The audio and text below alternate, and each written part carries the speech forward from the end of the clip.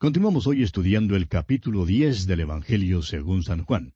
Y en nuestro programa anterior dejamos a Jesús rodeado por los judíos, quienes le dijeron que si él era el Cristo, que lo dijera abiertamente. A lo cual Jesús respondió que ya él lo había dicho, pero que ellos no querían creer.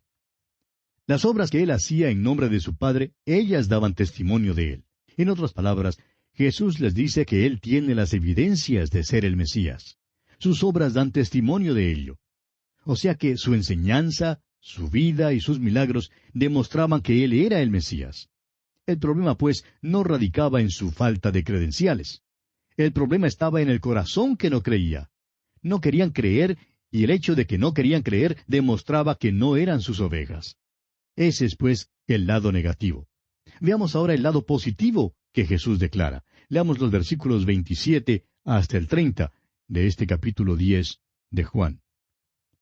Mis ovejas oyen mi voz, y yo las conozco y me siguen. Y yo les doy vida eterna, y no perecerán jamás, ni nadie las arrebatará de mi mano.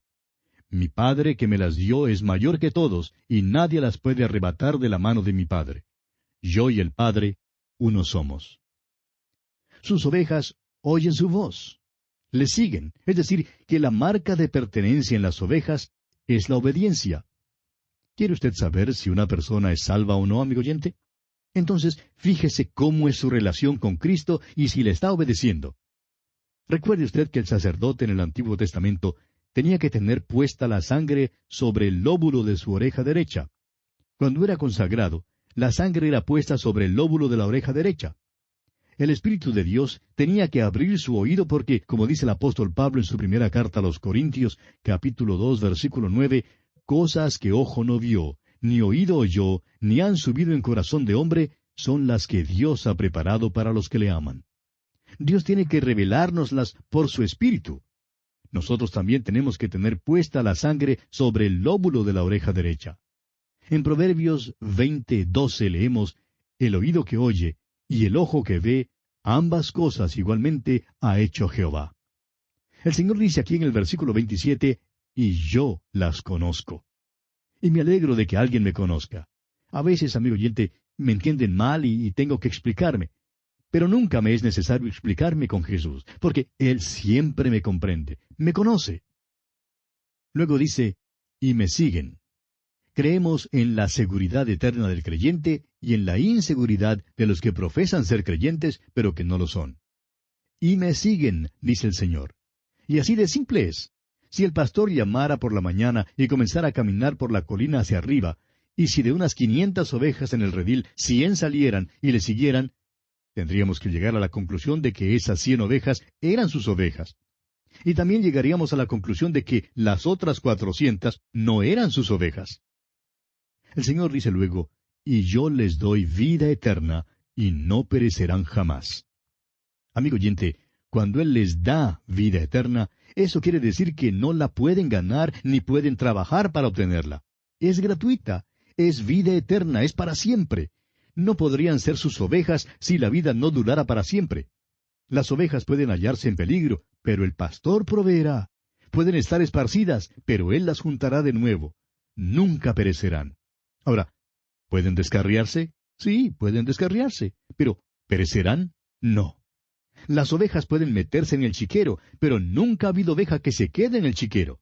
Las ovejas y los cerdos no viven juntos, amigo oyente. La oveja siempre es oveja. Nadie la arrebatará de la mano del Salvador. Ningún enemigo, ningún hombre, ningún ser creado puede arrebatarlas de su mano.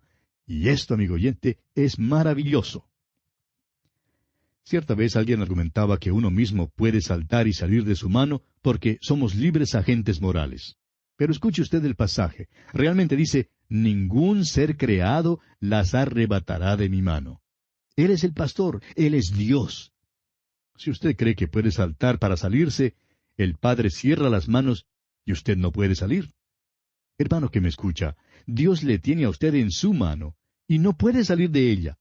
Ambas manos son las manos de la deidad. Ningún ser creado puede arrebatar las ovejas de su mano. Hace muchos años, un ranchero en el estado de Texas, en Estados Unidos, contaba acerca de sus ovejas y decía que tenía 2,000 ovejas y que era necesario que alguien las vigilara todo el tiempo. Si 2 ovejitas pasaban al otro lado de una colina y se alejaban del rebaño, se perdían porque no pueden encontrar su camino de regreso al rebaño por sí mismas. La única manera en que pueden estar seguras es que el pastor esté allí con ellas. Si un lobo se acercaba para comerse una de ellas, uno creería que la oveja sería lo suficientemente inteligente como para decirse, bueno, se comió a mi hermanito, pues lo mejor es que vuelva para juntarme con el resto del rebaño. Pero ella no sabe a dónde ir. Todo lo que hace es balar y dar vueltas, y por fin sirve de postre al lobo. Una oveja de por sí es torpe. No tiene ninguna manera de defenderse, no puede huir del peligro. Si una oveja está segura, no es porque es viva ni inteligente, sino porque tiene un buen pastor. Amigo oyente, permítanos decirle que Jesús nos da vida eterna y nunca pereceremos. Alguien podrá acusarnos de jactancia, pero no, amigo oyente, no nos estamos jactando. Estamos jactándonos de nuestro pastor. Tenemos un pastor maravilloso. Él no perderá ninguna de sus ovejas. Si comienza con 100, no terminará con 99. Si una se pierde, irá a buscarla. Ninguna perecerá. Luego dice que Él y el Padre son uno. Y aquí alega ser Dios otra vez. Leamos los versículos siguientes, versículos 31 al 33 de este capítulo 10 de Juan. Entonces los judíos volvieron a tomar piedras para apedrearle. Jesús les respondió, Muchas buenas obras os he mostrado de mi Padre. ¿Por cuál de ellas me apedreáis? Le respondieron los judíos diciendo, Por buena obra no te apedreamos, sino por la blasfemia, porque tú, siendo hombre, te haces Dios. Hay una cosa que es segura. En aquel entonces, aquellos que le oyeron comprendieron muy bien que se hizo igual a Dios. Tenía sus credenciales. No había ninguna manera para negar los milagros. Sanó a miles de enfermos y no se podía negar la evidencia. Ahora le acusan de blasfemia, le acusan de llamarse Dios. ¿Y sabe usted, amigo oyente, que eso es exactamente lo que hacía? Continuemos ahora con los versículos 34 al 38. Jesús les respondió, ¿No está escrito en vuestra ley, yo dije, dioses sois? Si llamó dioses a aquellos a quienes vino la palabra de Dios, y la Escritura no puede ser quebrantada, al que el Padre santificó y envió al mundo, vosotros decís, tú blasfemas, porque dije, Hijo de Dios soy. Si no hago las obras de mi Padre, no me creáis. Mas si las hago, aunque no me creáis a mí, creed a las obras, para que conozcáis y creáis que el Padre está en mí, y yo en el Padre. La acusación que ellos lanzaron era que Él, siendo un hombre, se hacía Dios. Jesús entonces les cita el Salmo 82, versículo 6, donde dice, Yo dije, vosotros sois dioses, y todos vosotros hijos del Altísimo. Los hombres son llamados para ser los hijos de Dios, pero Jesús es único en que Él es el hombre al que el Padre santificó, ha sido consagrado. Es diferente de cualquier otro en el mundo, porque fue enviado al mundo con una misión. Él está en el Padre, y el Padre está en Él. Veamos ahora los versículos 39 al 42 de este capítulo 10 de Juan. Procuraron otra vez prenderle, pero él se escapó de sus manos, y se fue de nuevo al otro lado del Jordán, al lugar donde primero había estado bautizando Juan, y se quedó allí. Y muchos venían a él y decían, Juan a la verdad ninguna señal hizo, pero todo lo que Juan dijo de éste era verdad. Y muchos creyeron en él allí. Juan el Bautista no hizo milagros. Dio un verdadero testimonio del Mesías. Jesús es el Mesías, el Cristo. Él es el que había de venir. ¿Qué pensáis del Cristo? Esta es la manera de comprobar la posición suya. Uno no puede estar en lo correcto en cuanto a lo demás, a menos que primero esté en lo correcto en su manera de pensar acerca de Jesús. ¿Qué pensáis del Cristo? Si usted, oyente amigo, es su oveja, entonces oirá su voz. Pero si no es su oveja, no le oirá, sino que la voz de Jesús será ahogada en la confusión de voces que le hablan a usted. A sus ovejas les es posible oír al Hijo de Dios. Y bien, así concluimos nuestro estudio del capítulo 10 del Evangelio según San Juan. Y llegamos ahora al capítulo 11. En este capítulo, Jesús resucita a Lázaro de los muertos en Betania. Quisiéramos pausar aquí por un momento para considerar el propósito del Evangelio según San Juan. En los primeros 10 capítulos, Cristo se ha estado revelando a un círculo que cada vez es mayor. Comenzó allá en las bodas de Caná, donde se congregaron algunos convidados y sus discípulos. Y al describir el resultado de ese primer milagro de Jesús, las Escrituras dicen que sus discípulos creyeron en él. Al final, en la fiesta de los tabernáculos y en la fiesta de dedicación, la nación entera estaba delante de él. Allí Jesús se presentó a la nación, pero fue rechazado por todos.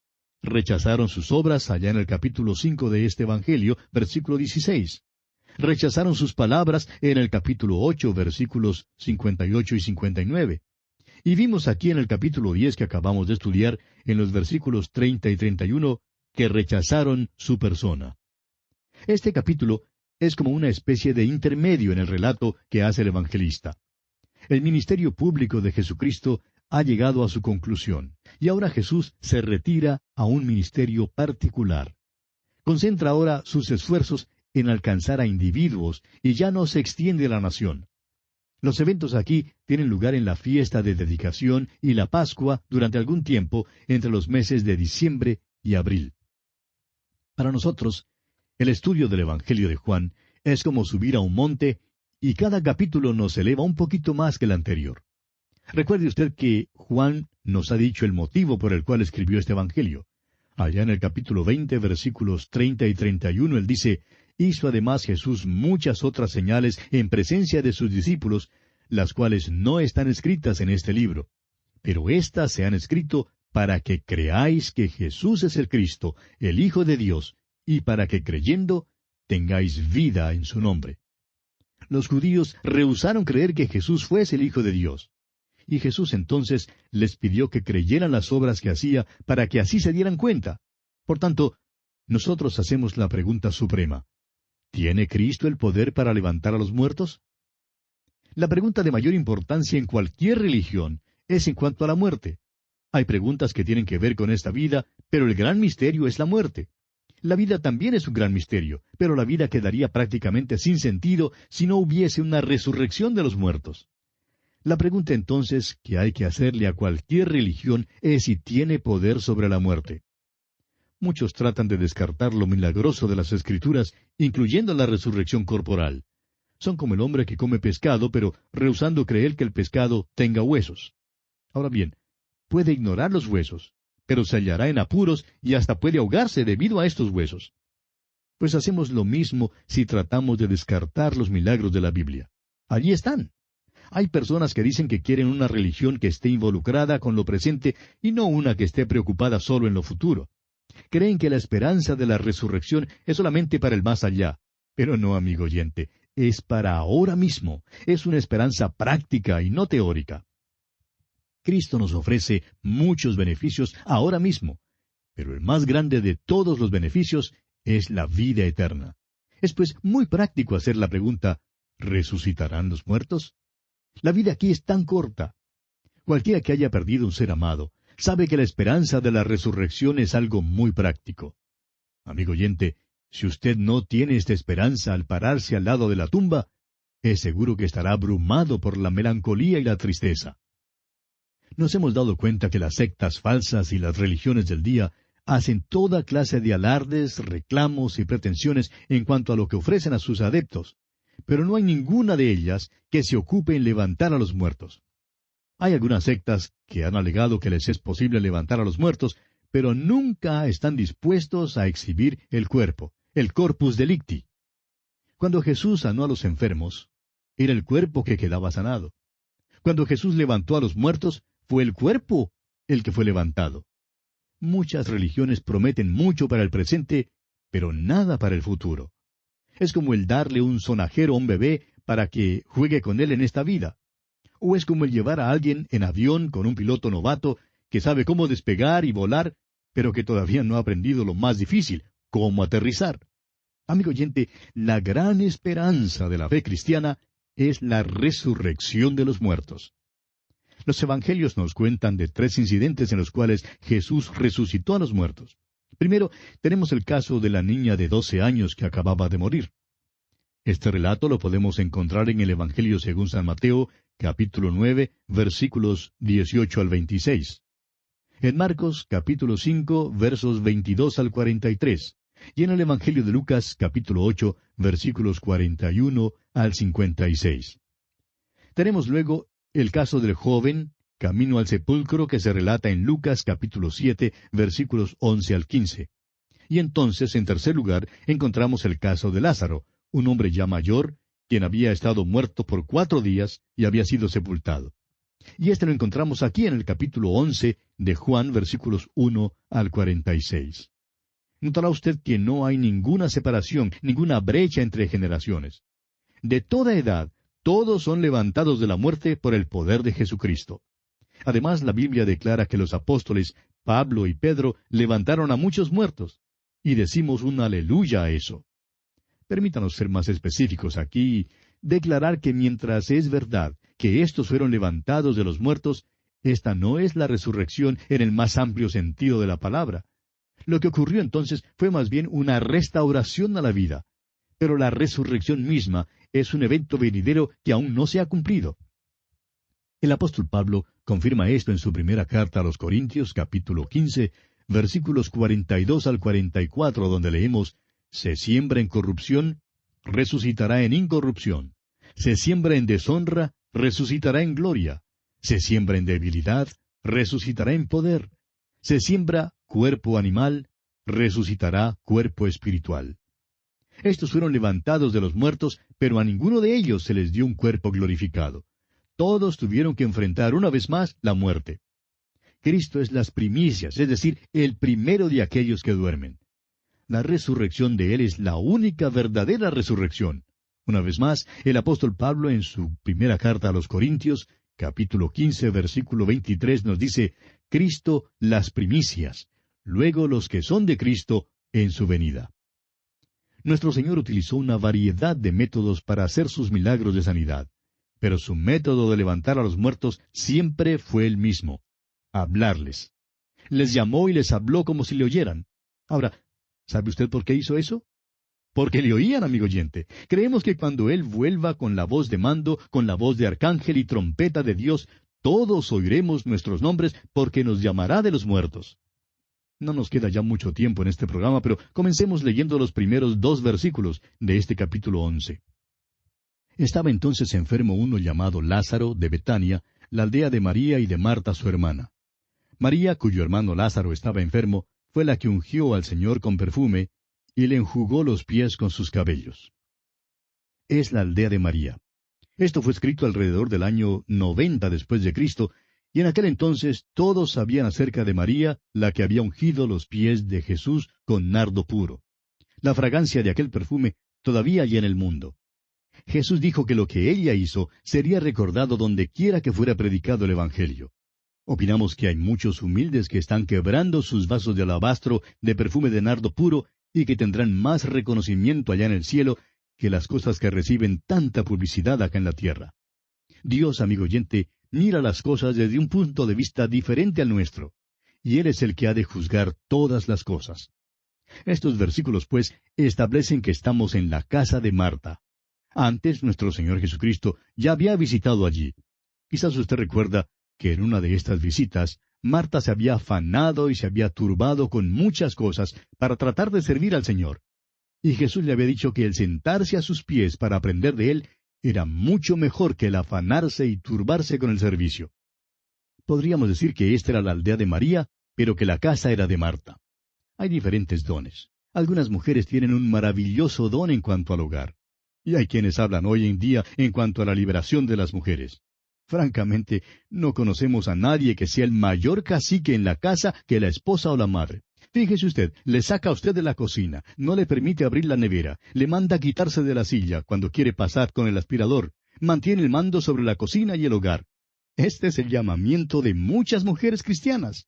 Hay muchas otras también que tienen como su don un ministerio fuera del hogar. Enseñan las clases bíblicas, las clases para niños y trabajan en la iglesia. Pero recuerde, amigo oyente, que la mujer que sirve en su hogar está sirviendo al Señor y que la mujer que sirve fuera del hogar también sirve al mismo Señor. Y bueno, vamos a detenernos aquí. Continuaremos, Dios mediante, en nuestro próximo programa. Oramos que el Señor le bendiga abundantemente.